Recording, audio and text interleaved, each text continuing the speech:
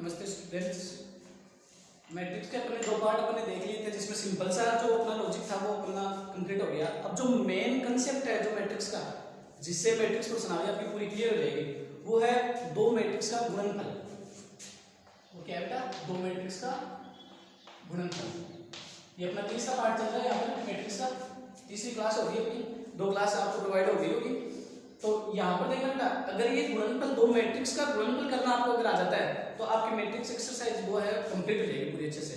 ठीक है, तो इस गुणनफल को एक बार जो भी ये वीडियो में आपको लिए बना रहा हूँ, तो जो गुणनफल करने का जो तरीका आपका है उसको समझने का जो भी है उसको एक बार वीडियो को रिवाइंड करके एक बार दो बार तीन बार जितनी बार हो एक बार रिवाइंड करके गुणनफल जरूर सीख लीजिएगा।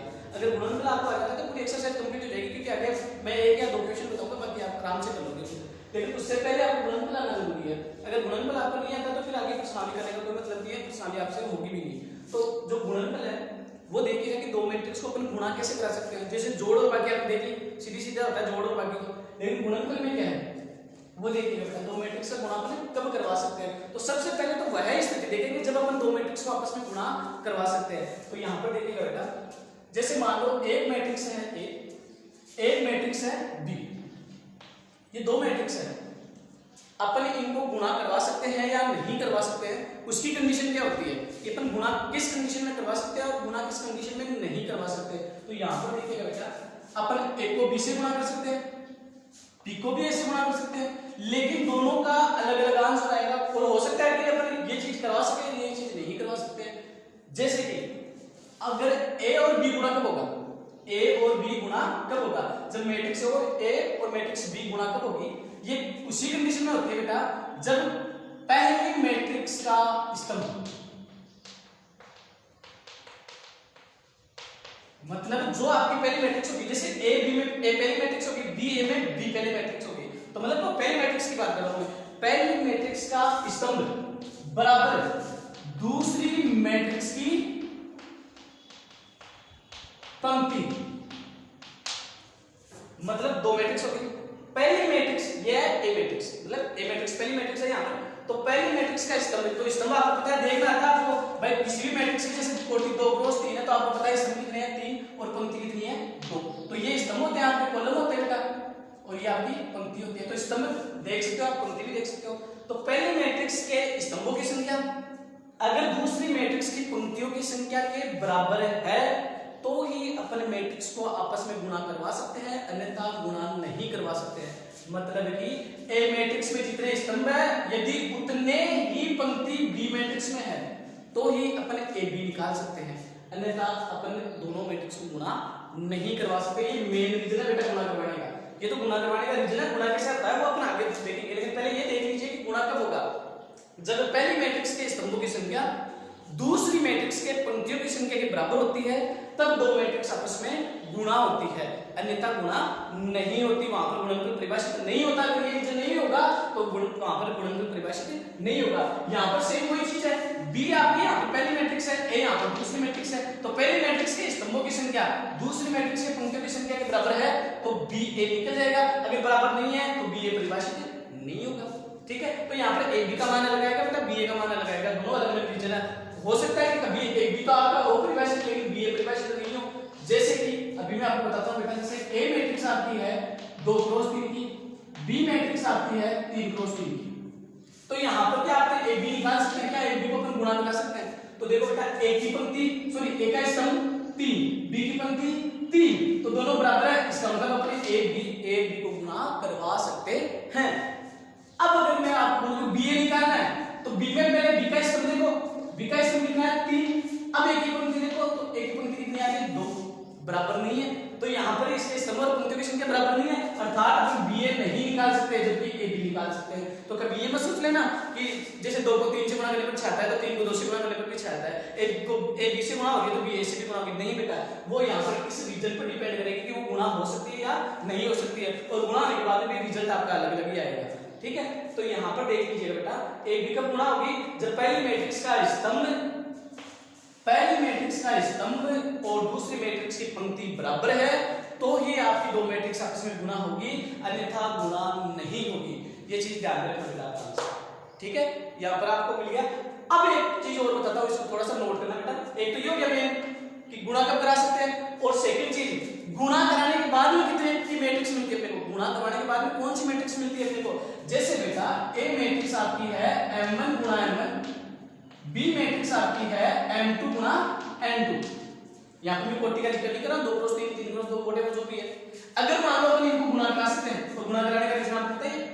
अगर इनको गुणा करा जाए ab तो ab की कोटि क्या होगी, तो देखो बेटा गुणा कब करवा सकते हैं, जब इसका स्तंभ और इसकी पंक्ति बराबर हो तब तो गुणा हो जाएगा। गुणा करवाने के बाद में कोटि कितनी बचेगी, गुणा करवाने के बाद देखो यहाँ पर क्या बचा m1, यहाँ पर क्या बचा m2, मतलब कि गुणा कराने के बाद में पहली मैट्रिक्स की पंक्तियों की संख्या गुणा दूसरे मैट्रिक्स के स्तंभों की संख्या की ही कोटि मैट्रिक्स में बचेगी, जो मैं आपको आगे बता दूंगा। गुणा करोगे तब आप समझ जाओगे। तो यहाँ पर ध्यान रखना है, दो मैट्रिक्स गुणा कब हो सकती है, दो मैट्रिक्स गुणा कब नहीं होती है, ये चीज आप आराम से ध्यान रखना। सिंपल सा लॉजिक है, बस ये ध्यान रखना।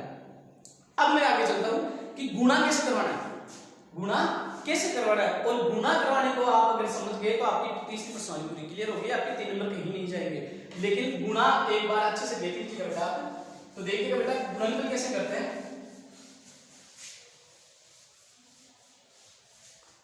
यहां पर देखिएगा बेटा, जैसे मान लो मैंने एक मैट्रिक्स ली 1 -1 2 2 1 और -1, ये ले ली। बी मैट्रिक्स मैंने ले ली 1 2 3 2 1 2 और 1 1 1। तो यहां पर पहले ये देखना है कि ये गुणा हो सकती है या नहीं हो सकती। तो जैसे ये देखो बेटा, इसकी कोटि कितनी होगी, पहली पंक्ति और दूसरी पंक्ति, 2 पंक्ति होगी तो 2 क्रॉस स्तंभ कितने हैं 1 2 3, तो 3 स्तंभ, तो 2 क्रॉस 3 की मैट्रिक्स है। यहां पर देखिएगा ये कितने की है 3 क्रॉस 3 की, क्योंकि 1 2 3 पंक्तियां और 3 स्तंभ।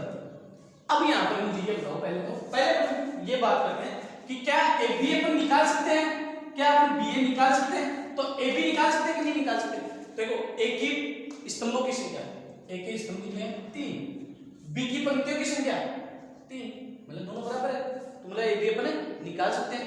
क्या बी ए अपन निकाल सकते हैं, तो बी के स्तंभों की संख्या 3, जबकि एक की पंक्तियों की संख्या कितनी है 2, तो बी ए नहीं निकाल सकते। तो यहां पर अपन बोल सकते हैं कि ए बी परिभाषित होगा जबकि बी ए परिभाषित नहीं होगा, अर्थात ए को बी से गुणा करवाया जा सकता है जबकि बी को ए से गुणा नहीं करवाया जा सकता, उसका गुणनफल परिभाषित नहीं होता है। तो यहां पर देखिए बेटा, मैं आपको फिर ए बी निकालना बताता हूं कि ए बी कैसे निकालेंगे। तो यहां पर ए बी निकलेगा, तो देखना ए बी निकालने का एकदम सिंपल सा लॉजिक है। पहले ए का मान लिख लो, जो मैट्रिक्स पहले उसका मान लिखना है, तो ए माइनस ए 2 2 1 माइनस ए, फिर ए 2 3 2 1 2 1 1 ये यहाँ पर कोटि लिखने की कोई आवश्यकता नहीं होती। देखो ये तो समझने के लिए मैंने बताया था, बाकी कोटि लिखने की कोई जरूरत नहीं है आपको, ठीक है। तो ए बी अपन ने लिख दिया। अब इनको गुणा करवाना है, तो गुणा करवाना बेटा देखो आराम से समझिएगा, अपन इस रूल से चलेंगे, अपन इस रूल से चलेंगे। अब ये रूल क्या है, इसका मतलब ये है पहली मैट्रिक्स की अपने को ये क्या चल रहा है बेटा पंक्ति, तो पहली मैट्रिक्स की लेनी है अपने को पंक्ति, दूसरी मैट्रिक्स का अपने को लेना है ऐसे चलने पर स्तंभ। तो पहली मैट्रिक्स की अपने को पंक्ति लेनी है, दूसरी मैट्रिक्स का स्तंभ लेना है, वहां से अपन इसको सॉल्यूशन करेंगे तो आराम से अपना रिजल्ट आ जाएगा। तो देखो बेटा, अब दोनों गुणा, जब दो मैट्रिक्स को अपन गुणा कराते हैं तो एक ही मैट्रिक्स बन जाएगी, तो अपन एक ही मैट्रिक्स बना दी। अब इसमें मान कैसे लिखेंगे वो देखना है। तो पहली मैट्रिक्स की पंक्ति, पहली मैट्रिक्स की तो लेंगे पंक्ति और दूसरी मैट्रिक्स के लेंगे स्तंभ। तो पहला स्तंभ लिया पहले, क्योंकि पहले तो पहला स्तंभ लेंगे, तो पहली पंक्ति और पहला स्तंभ आपस में गुणा करवा, तो एक एक चीज को एक एक से, जैसे एक गुणा एक, पहला मान पहले से, दूसरा मान दूसरे से, तीसरा मान तीसरे से गुणा देगा। तो पहला मान पहले से गुणा करने पर एक गुणा एक, फिर बीच में आएगा हमेशा प्लस, फिर माइनस 1 गुणा 2, फिर प्लस 2 गुणा 1, ये लो पहली पंक्ति पहला स्तंभ। समझ में आई बेटा बात है, पहली पंक्ति पहला स्तंभ। अब पंक्ति पहली रखनी है, आगे चलो अब कौन सा स्तंभ, दूसरा स्तंभ। तो पहले स्तंभ को अपन ने छोड़ दिया, अब अपन ने लिया दूसरा स्तंभ। पंक्ति पहली रखनी है इसकी, तो अब दूसरा स्तंभ, तो दूसरा स्तंभ में लेकर चलते हैं अपन। तो क्या करेंगे बेटा, पहला मान पहले से गुणा, दूसरा वही तरीका अपना, तो 1 गुणा 2, फिर माइनस 1 गुणा 1, प्लस आएगा बीच में, फिर 2 गुणा 1, ये लो। तो पहली पंक्ति दूसरा स्तंभ कंप्लीट। अब कौन सा लेंगे, पहली पंक्ति पहला स्तंभ कंप्लीट, पहली पंक्ति दूसरा स्तंभ कंप्लीट, पहली पंक्ति अब तीसरा स्तंभ। ये लो, अब अपन ने लिया तीसरा स्तंभ, और जब पहली पंक्ति चल रही है तो अपन पहली पंक्ति भी चलेंगे, पहला स्तंभ की जगह पहला माना जाएगा, दूसरे स्तंभ में दूसरी जगह आ जाएगा, तीसरा स्तंभ तीसरी जगह आ जाएगा। अब बताओ वही तरीका मल्टीप्लाई करने का, तो 1 गुणा 3 मैं सीधा लिख देता हूं, और फिर -1 गुणा 2 तो -2 आ जाएगा, फिर 2 गुणा 1 प्लस 2 आ जाएगा। ये क्या किया अपने बेटा, पहली पंक्ति पहला स्तंभ लिया, यहां लिख दिया गुणा करा के, पहली पंक्ति दूसरा स्तंभ लिया, यहां लिख दिया दूसरे स्तंभ की जगह, पहली पंक्ति तीसरा स्तंभ लिया तो तीसरे स्तंभ की जगह मान लिख दिया अपन ने, बस हो गया। अब देखो बेटा पहली पंक्ति चौथा स्तंभ नहीं है, तो आगे स्तंभ नहीं है तो स्टॉप कर दो वहीं पर, वहीं तक ही आएगा, ठीक है। अब इसके आगे जब पहली पंक्ति का काम कंप्लीट हो गया प्रत्येक स्तंभ के साथ में, तब अपन किस में आ जाएंगे, दूसरी पंक्ति में आ जाएंगे। अब अपन आ जाएंगे बेटा किसमें, दूसरी पंक्ति में। तो दूसरी पंक्ति में आने पर क्या मिलेगा फिर, तरीका कौन सा रहेगा बेटा, दूसरी पंक्ति में आते हैं यहां पर अपन दूसरी पंक्ति में आ जाएंगे, और तरीका सेम वही रहेगा जो अपने पहली पंक्ति के साथ में किया था। तो बताओ क्या होगा, दूसरी पंक्ति पहला स्तंभ, दूसरी पंक्ति पहला स्तंभ, तो क्या हो जाएगा देखो बेटा, 2 गुणा 1 2, 1 गुणा 2 प्लस 2 -1 गुणा 1 -1, सही है बेटा।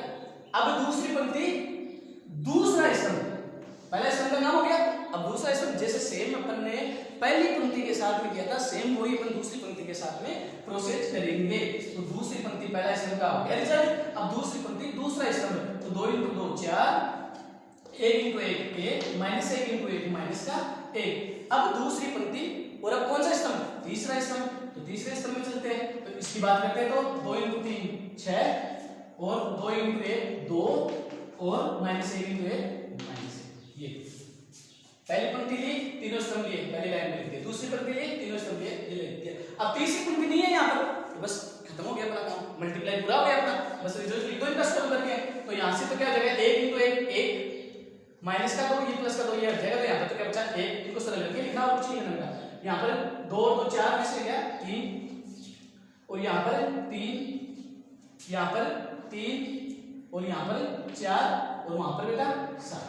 ये तो अपना आंसर हो गया। और मैंने आपसे कहा था कि गुणा करवाने के बाद कोटि कितनी आएगी, देख लो बेटा, जैसे गुणा करवाने में तो ये दोनों बराबर होना चाहिए, और कोटि भी कितनी बच जाएगी, जो बची है वो आ जाएगी, तो 2 × 3 की। तो देखो 2 × 3 की तो कोटि आ रही है इसकी, 1 और 2 1 2 3, 2 + 3 की कोटि आ गई। ये सिंपल सा गुणा। अब आप हो जाए किससे गुणा करवाना पड़े, जैसे आपको यूं गुणा करना पड़े, 1 2 1, ये 1 × 3 की होगी, सही है बात। फिर ये आ जाए 1 2 1, ये लो, इनको गुणा करवाना है, ये हो गया आपके 3 × 1। तो क्या गुणा हो सकती है, कि बिल्कुल हो सकती है बेटा, क्योंकि देखो इसके स्तंभों की संख्या 3 है, इसकी पंक्तियों की संख्या 3 है, तो गुणा करवा सकते हैं। अब लेकिन बात यह है कि गुणा कैसे होगा, तो देख लीजिए बेटा गुणा कैसे होगा। पहली पंक्ति और पहला स्तंभ, एक ही स्तंभ, पहली पंक्ति पहला स्तंभ गुणा करा, तो उसमें 1 × 1 1, बीच में प्लस 2 × 2 4, बीच में प्लस 1 × 1, ये लो। अब पहली पंक्ति को दूसरा स्तंभ है नहीं है, दूसरी पंक्ति है नहीं है, काम खत्म हो गया अपना, बस इतना ही करना था, मेरे को हो गया ये। तो यहाँ पर देखो सरल करके कितना आ जाएगा, 4 1 5 1 6, ये आंसर आ जाएगा आपका। तो देखो ये बराबर होने पर कोटि कितनी बचेगी, यही तो बचेगी ना गुणा कराने पर, तो 1 × 1 इसमें एक ही पंक्ति है, एक ही स्तंभ है, ये गुणा करवाने का तरीका आपका। तो गुणा करवाने का जो ये यहाँ तक का वीडियो है बेटा, एक बार आपको रिवाइंड करके एक बार गुणा जरूर से सीख लीजिएगा, गुणा जरूर से सीख लीजिएगा। और गुणा 1 2 जो भी आपकी किताब में दिया है वो गुणा करके आप देख लीजिएगा कि आपको गुणा आ गया या नहीं आया, क्योंकि गुणा नहीं आने पर आप आगे के क्वेश्चन सोल्व नहीं कर पाओगे बेटा। इसलिए मैंने गुणा को एक ये बता दिया, एक ये बता दिया इस प्रकार से कि गुणा कब हो सकता है और गुणा कब नहीं हो सकता, बस ये तरीका से हो जाएगा आराम से। एक बार वापस से वीडियो को रिवाइंड करके पीछे एक बार वापस से गुणा करके ना देख लीजिएगा, पीछे आपके एग्जांपल भी है, एक क्वेश्चन भी जिसमें गुणा करवाया आपको, तो आप उनमें गुणा करके देख लीजिएगा कि आपको गुणा करवाना आया कि नहीं आया। मेन चीज वो है बेटा कि गुणा करवाना आपको आना चाहिए। तो यहाँ तक का ये कंसेप्ट आपको समझ में आ गया होगा गुणा करवाने का। तो ये है आपका गुणनफल का तरीका। अब इस पर आधारित जो भी क्वेश्चन आपके इस पर आधारित ही है आपका ऑलमोस्ट क्वेश्चन, ठीक है ना, वो इक्का दुक्का क्वेश्चन अलग है जो अपन अलग से कर लेंगे, बाकी क्वेश्चन इसी पर आधारित है। तो मैंने गुणा बता दिया, अब मैं क्वेश्चन नहीं बताऊंगा, क्वेश्चन करने का तरीका आपको मैं समझाऊंगा, गुणा आपको आना चाहिए लेकिन, ठीक है। उसके बाद वो तरीका आप अप्लाई करना और आपके हर एक आंसर आता रहेगा, ठीक है। तो इसके बाद मैं बताता हूं आपको, हर क्वेश्चन के बारे में बता रहा हूं, तो देख लीजिएगा बेटा, हो जाएगा इतना। गुणा करवाना एक बार फिर से देख लीजिएगा बेटा, आपसे रिक्वेस्ट है, क्योंकि गुणा नहीं आएगा तो आगे का कोई क्वेश्चन नहीं आएगा आपको, ठीक है। तो गुणा जरूर देख लीजिएगा। इसको हटा रहा हूं एक बार के लिए। अब मैं आपको जो क्वेश्चन है गुणनफल पर आधारित, जो क्वेश्चन है आपके सामने जो बच्चे क्वेश्चन है, वो सब क्वेश्चन के बारे में मैं आपको एक बार धीरे धीरे बता रहा हूं, उनके बारे में समझते जाइएगा बेटा। तो यहाँ पर 3.2 से अपने पहला दूसरा तीसरा क्वेश्चन कर लिया था। इसके बाद में अपन चौथे क्वेश्चन की बात करते हैं। तो अगले में चौथे क्वेश्चन में 3.2 का चौथा क्वेश्चन की बात कर रहे हैं। अगले में ए का मान दिया हुआ है, बी का मान दिया हुआ है, दोनों मैट्रिक्स दी हुई है बेटा। और अगले में किसका मान पूछा है, 3a² - 2b, इसका मान पूछा है वैसे। तो बताओ बेटा a² कैसे निकालोगे, एक को ऐसे गुणा करके निकालोगे ना, तो मैट्रिक्स ए को मैट्रिक्स ऐसे गुणा करवा लो, उसका जो रिजल्ट आता है वो मैट्रिक्स आ जाएगी a² का मान, फिर उसको कर देना 3 से गुणा। ऐसे ही बी वाली मैट्रिक्स को किससे गुणा कर देना, 2 से गुणा, पूरे मानों को 2 से गुणा कर देना, फिर बिठा देना उनको, आपको उत्तर आ जाएगा। पहले क्या करना बेटा, 3a नहीं करना, पहले a² निकालना है। तो मतलब a को ऐसे गुणा कर देना, फिर जो मैट्रिक्स आए उसको 3 से गुणा कर देना, बी वाली मैट्रिक्स को 2 से गुणा कर देना, फिर दोनों को आपस में बिठा देना, आपका आंसर आ जाएगा। बस ये सिंपल सा है। चौथा क्वेश्चन हो जाएगा बेटा। पांचवें क्वेश्चन में क्या दिया बेटा आपको, ए मैट्रिक्स दी हुई है, बी मैट्रिक्स दी हुई है। मैंने कहा कि ए बी का मान और बी का मान बराबर होता है क्या, तो ए को बी से गुणा कर देख लो और बी को ए से गुणा कर देख लो, दोनों बराबर होती है, नहीं होती है। अगले ने कहा कि नहीं होती है, तो आपका रिजल्ट आ जाएगा, तो आपको भी पता लग जाएगा भाई बराबर नहीं है, तो आप लिख देना कि a b not equal to b a. ये आपका यहां से पांचवा क्वेश्चन हो जाएगा। एक का बी का मान आपको दिया हुआ है, ज्यादा कुछ आपको निकालना नहीं है, ठीक है। ये हो गया गुणनफल, बस गुणनफल आपको आना चाहिए, तब ये क्वेश्चन आपसे इंटेलिजिबल वे में हो जाएगा बेटा। इसके बाद में छठवां और सातवां क्वेश्चन मुझे कंप्लीटली बताना है, तो एक बार बाद में बताऊंगा इसको। पहले जो गुणनफल पर आधारित है सीधे सीधे उनकी बात कर लेते हैं। आठवें क्वेश्चन की बात करते हैं। देखो बेटा आठवें क्वेश्चन में क्या दिया हुआ है, ऐसी मैट्रिक्स ए, फिर दूसरी मैट्रिक्स दी हुई है और फिर आपको दी हुई है बेटा तीसरी मैट्रिक्स। ये तीन मैट्रिक्स दी हुई है। दिक्कत क्या आ रही है अपने को भाई, तीन चीजें अपने गुणा करवानी हो। जैसे मान लो आप ये कराते हो 3 × 2 × 6, तो आप ये तो कराते हो 3 × 2 6 और फिर 6 × 6 36। सेम वही अपने को यहाँ पर करना है। अपने को क्या करना है, यहाँ पर अपने को यहाँ पर कुछ ऐसा करना है कि पहले इस मैट्रिक्स को और इस मैट्रिक्स को गुणा कराओ, तो यहाँ से एक मैट्रिक्स आ जाएगी। गुणा कराने का कोई तरीका होगा बेटा, पहले पंक्ति पहला स्तंभ, पहली पंक्ति दूसरा स्तंभ, जो मैंने गुणनफल का तरीका बताया। तो पहले इन दोनों को गुणा करा लो, रिजल्ट आ गया। फिर ये मैट्रिक्स ऐसे कैसे, इसको छेड़ा ही नहीं था आपने, तो इसको ये लिख दिया। अब इन दोनों को गुणा करा लो, रिजल्ट आ जाएगा, आपका उत्तर आ जाएगा जो आपको बराबर में दिया है। मतलब आपको करवाना क्या है, गुणा ही करवाना है। तो तीन मैट्रिक्स तो एक साथ गुणा होगी नहीं, पहले स्टार्टिंग वाले दो को गुणा करा लो, उसका रिजल्ट आ जाएगा एक मैट्रिक्स में, फिर उस मैट्रिक्स को अगली मैट्रिक्स से गुणा करा लो, फिर आपको उत्तर आ जाएगा। तो ये आपका गुणनफल का तरीका। तो यहाँ से आपका 8वां क्वेश्चन भी हो जाएगा। फिर इसके बाद में 9वें क्वेश्चन की बात करता हूं बेटा। 9वां क्वेश्चन समझना बेटा, एकदम इजी क्वेश्चन है। अगले ने कह रखा है आपको कि ए का मान ये है और आई तृतीय क्रम। देखो बेटा आई मैंने बताया क्या होती है, इकाई मैट्रिक्स तृतीय क्रम होने का मतलब 3 × 3 की। तो वो कौन सी होती है, 1 0 0 0 1 0 0 0 1। पहले वीडियो में देखा था हमने इकाई मैट्रिक्स कौन सी होती है। तो आई तृतीय क्रम का मतलब 3 × 3 वाली, द्वितीय क्रम का मतलब 2 × 2 वाली। ठीक है बेटा, तो ये आ गई आपकी। और ए मैट्रिक्स आपको मैंने दे रखी है पहले से भाई, ये ए मैट्रिक्स है, सही है। अब इसके बाद में अगले ने क्या पूछा आपसे कि a² - 3a + 9i की वैल्यू जो क्वेश्चन में दे रखी है वो होती है, ये ज्ञात कीजिए। तो यहां पर आपको क्या करना है बेटा, a² कैसे निकालोगे बताओ। पहले a² निकालेंगे, कैसे निकालोगे, a मैट्रिक्स को a से गुणा कर देना तो a² आ जाएगा। फिर 3a कैसे निकालोगे, a मैट्रिक्स को 3 से गुणा करा देना पूरी को, पूरे मानों को, तो वहां से 3a की मैट्रिक्स आ जाएगी। 9i कैसे आएगी, ये i की मैट्रिक्स आई है, इसको पूरे पूरों को पूरे जो भी मान है उनको 9 से गुणा करा देना तो 9i की वैल्यू आ जाएगी। ये लो सब मान यहां पर लिख देना, जोड़ बाकी कर लेना, आपको उत्तर आ जाएगा। सही है बेटा, मतलब मेन काम था ना गुणनफल का, अब तो जोड़ बाकी जी एकदम से हो जाएगा। गुणनफल आपको आना चाहिए बस, ठीक है। तो यहां से आप आराम से 9वां क्वेश्चन कंप्लीट कर सकते हैं।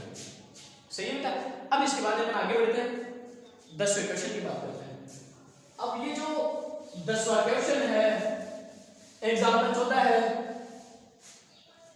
जैसे क्वेश्चन नंबर 10 की बात करूं, एग्जाम्पल 14 की बात करूं, और विविध में भी एक क्वेश्चन है बेटा ऐसा कुछ, मैं आपको बता देता हूं कौन सा है, 17वां विविध का 17वां क्वेश्चन है।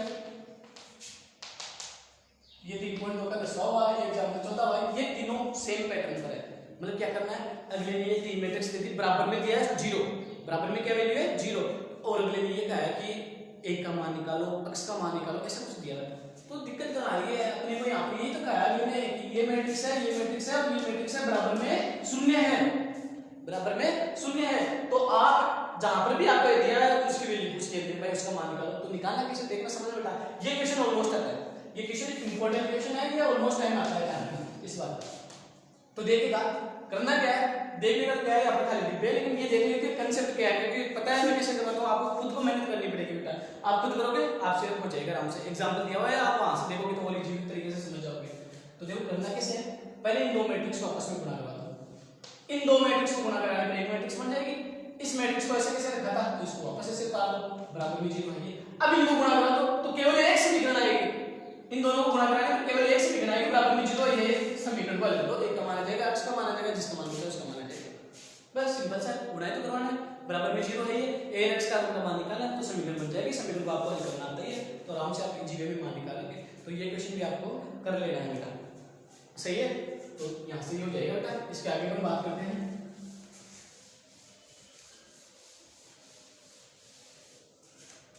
इसके आगे देखो बेटा, थोड़ा सा फास्ट चल रहा हूँ क्योंकि अब ये सिंपल है। अगर आपको गुणनफल आ जाता तो एकदम सिंपल तरीके से आप खुद कर लोगे, आपको ज्यादा वो नहीं आएगी, लोड नहीं आएगी, प्रॉब्लम नहीं आएगी। देखो 11वें क्वेश्चन में क्या दिया है, ए का मान दिया है, ए की मैट्रिक्स दे दी अपने को और बी की मैट्रिक्स दे दी, ए की मैट्रिक्स दे दी अपने को और बी की मैट्रिक्स दे दी। और अगले ने ये कहा है कि आपको ये दिया हुआ है कि a प्लस बी का whole square equal to a square plus B square. फिर आपको a और b का मान निकालना है। आपको पता होगा कैसे करना है, कैसे करना है, पहले a b को जोड़ देना, दोनों मैट्रिक्स को आपस में जोड़ देना, फिर उसी को जो रिजल्ट आए a प्लस बी का जो रिजल्ट आए तो उसका स्क्वायर कैसे निकालोगे, a प्लस बी के मान को a प्लस बी के मान से ही गुणा करवाओगे, इसकी मैट्रिक्स आ जाएगी। a को a से गुणा कराने पर a स्क्वायर का मान आ जाएगा, केवल b को b से गुणा कराने पर b स्क्वायर का मान आ जाएगा, फिर उन दोनों को जोड़ देना, फिर दोनों मैट्रिक्स बराबर में रहेगी, यानी कि इसका जो रिजल्ट आएगा वो और इनका जो रिजल्ट आएगा वो बराबर में रहेगी। और दो मैट्रिक्स बराबर में होती है तो मान कैसे निकालते हैं बेटा, पहला मान पहले के बराबर, दूसरा मान दूसरे के बराबर, तीसरा मान तीसरे के बराबर, उस तरीके से अपन a b सब का मान निकाल लेंगे बेटा। ठीक है, यहां से आराम से आपका क्वेश्चन हो जाएगा। याद क्लियर बेटा, तो ये हो जाएगा आपसे। फिर इसके बाद में आगे मैं बात करता हूं, 12 क्वेश्चन मैं बताऊंगा आपको, तो पूरा करके मैं बता दूंगा आपको। 13 क्वेश्चन भी मैं ही बता दूंगा, 14 क्वेश्चन 15 क्वेश्चन ये मैं बता दूंगा। इसके आगे अपन विविध की बात कर लेते हैं, एक बार जो क्वेश्चन आपसे जी में हो जाए उनकी बात कर लेते हैं। तो विविध में आपको पहला क्वेश्चन आपको करना है, दूसरा क्वेश्चन आपको करना है, तीसरा क्वेश्चन आपको करना है, चौथा क्वेश्चन आपको करना है। चौथे में आयटा वाला है तो आपको पता है बेटा आयटा स्क्वायर का मान क्या होता है, -1 वाला वो आपको आता है अच्छे से, तो वो आप आराम से निकाल लीजिएगा बेटा। ठीक है, इसके बाद में पहला दूसरा तीसरा चौथा क्वेश्चन हो जाएगा, पांचवा क्वेश्चन भी आपसे हो जाएगा, मैं बता रहा था आपको पहले। छठा क्वेश्चन आपसे हो जाएगा, सातवां क्वेश्चन मुझे बताना होगा आपको, आठवां क्वेश्चन मुझे बताना होगा, 9वां क्वेश्चन आपको हो जाएगा, 10वां छोड़ दीजिएगा, एक बार 11 छोड़ दीजिएगा, 12 छोड़ दीजिएगा। इसके बाद में 13वां क्वेश्चन आपसे हो जाएगा बेटा, 14वां क्वेश्चन, 15वें क्वेश्चन में देखो अगले ने क्या कहा कि एबीसी निकालिए। एबीसी निकालने के बाद में उसमें अगले ने ये पूछा कि केवल प्रथम पंक्ति के अवयव लिखिए, तो मतलब एक को बी से गुणा करा लो, मैट्रिक्स आ जाएगी, फिर उसको जो मैट्रिक्स है उसको सी से गुणा करवा देना, और उसमें आपको केवल पहली पंक्ति के अवयव बताने हैं अपने को, तो पहली पंक्ति के अवयव बता देना, आपका रिजल्ट आ जाएगा। इसके बाद में 16 एक बार ठहर के करते हैं, 17वां आपका क्वेश्चन हो जाएगा, वही अभी जो मैंने बताया था x का मान, a का मान, b का मान, वो हो जाएगा आपका। 18 क्वेश्चन, 19वां ये मैं बता दूंगा, 20वां आप कर लेना, बस सोल्व करके बताना अगले को कि ये इसके बराबर होती है मैट्रिक्स या नहीं होती है। और 21वां 22वां ये जो भी है ना, 24वां ये तो मैं बता दूंगा, 23वां भी आपसे हो जाएगा। 23वें क्वेश्चन में भी आपको सीधा सीधा मान निकालना है, a ये निकालना है a square minus 5a plus 7 है, तो आप आराम से निकाल सकते हैं। एक को ऐसे गुणा करोगे तो a स्क्वायर, एक को 5 से गुणा करोगे तो 5 का मान, i वाले को 7 से गुणा करोगे तो 7i का मान, सबको जोड़ देना बैठा देना, आपका आंसर आ जाएगा बेटा। ठीक है, तो इतने क्वेश्चन हो जाएंगे आपसे, बाकी के जो एग्जांपल है आपके वो भी आपसे हो जाएंगे। तो यहां तक का मैटर तो आपको आराम से क्लियर हो जाना चाहिए। ठीक है, केवल गुणनफल कर लोगे, गुणा आपको कराना आ गया तो उसके बाद बेटा आगे का प्रश्न आप इजी में कर लोगे बेटा। तो अब इसके बाद आगे बात करते हैं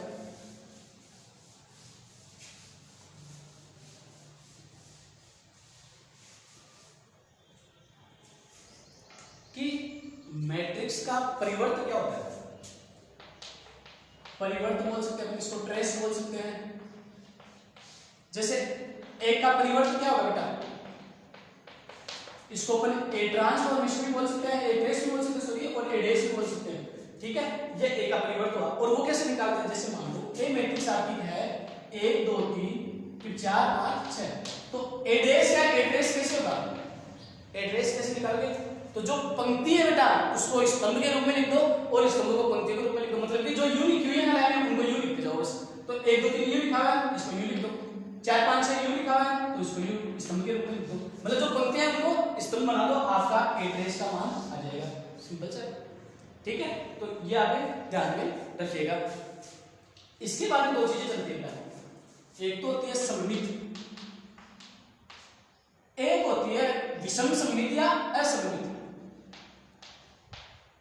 एक तो सममित होती है और एक होती है असममित या विषम सममित भी बोल सकते हैं इसको। तो वो क्या होती है बता देगा, अगर कोई मैट्रिक्स ए है वो सेम के सेम उसका परिवर्तन करने पर भी सेम रहती है। मतलब क्या हुआ बेटा, ए मैट्रिक्स जो है अगर उसका परिवर्तन करने पर भी वही मैट्रिक्स है, सेम की सेम रहे, कोई परिवर्तन ही ना हो, तो वहां पर वो मैट्रिक्स कहलाएगी आपकी सममित। ये फॉर्मूला है एक तरह से बेटा। सममित का फॉर्मूला क्या हुआ, एक का मान मैट्रिक्स ए का मान उसका ट्रांसफॉर्मेशन कराने पर, ट्रेस करवाने पर बराबर रहता है, तो वो सममिति कहलाती है। असममित कब कहलाएगी, जब एक का मान एक एक ट्रेस के बराबर ही हो, लेकिन कब वो माइनस चिन्ह कॉमन लेने के बाद में बराबर हो, तब उस कंडीशन में यह क्या कहलाएगी, असममित कहलाएगी। तब क्या कहलाएगी, असममित कहलाएगी। तो परिवर्तन निकाला गया, पंक्तियों क्या दो स्तंभ बना के लिख दो। जैसे ये देखो बेटा, कितने की थी, 2 क्रॉस 3 की थी, इसको बनाने पर कितने की होगी, 3 क्रॉस 2 की होगी, उल्टा इसका, मतलब पंक्तियों को स्तंभ बना दिया। तो यहाँ पर क्या हुआ बेटा, अगर ए मैट्रिक्स हो कि वो रहे उसका परिवर्तन कराने पर भी, तब वो कहलाएगी सममित। अगर परिवर्तन कराने पर माइनस चिन्ह कॉमन लेने के बाद बराबर हो, मतलब माइनस चिन्ह कॉमन लेने के बाद दोनों सेम मैट्रिक्स आ गए, तब वो क्या कहलाएगी, असममित। और अगर प्लस ही रहता है और कॉमन लेने की जरूरत नहीं होती माइनस चिन्ह, तब सेम आता है, तब कहलाएगी सममित कहलाएगी। ये आपका सममित और असममित का कंसेप्ट है, ठीक है। तो यहाँ पर ये भी आपको समझ में आ गया होगा। इसके बाद में एक योग रूप बताता हूं, सममित और असममित का योग।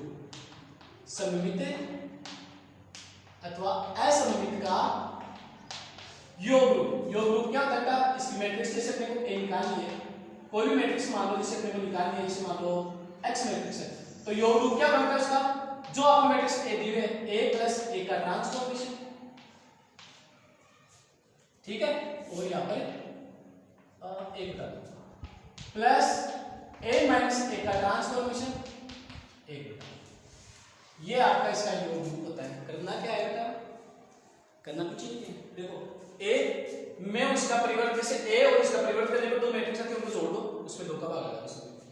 उस मैट्रिक्स में से ए का ट्रांसफॉर्मेशन घटा दो, उसमें 2 का भाग आएगा, और दोनों का योग ऐसे ही रखना है, योग नहीं करना है, वही आपका योग रूप कहलाएगा। इस पर आधारित जो क्वेश्चन है वो मैं आपको बता देता हूँ, वो आप कर लेना। विविधि का क्वेश्चन है बेटा, 11 क्वेश्चन, 11 क्वेश्चन है, उसमें आप क्या करना, बस इसमें मान लिख देना, इनको तो योग कर देना, इनको घटा देना, बस बाकी ऐसे कैसे कर देना, आपका उत्तर आ जाएगा। बस सिंपल सा।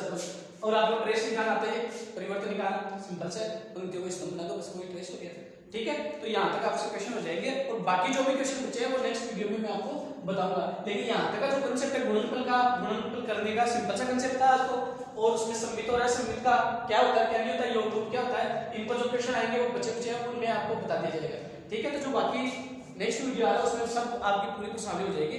तब तक आप इसको एक बार अच्छे से क्लियर कर लीजिएगा बेटा। Thank you.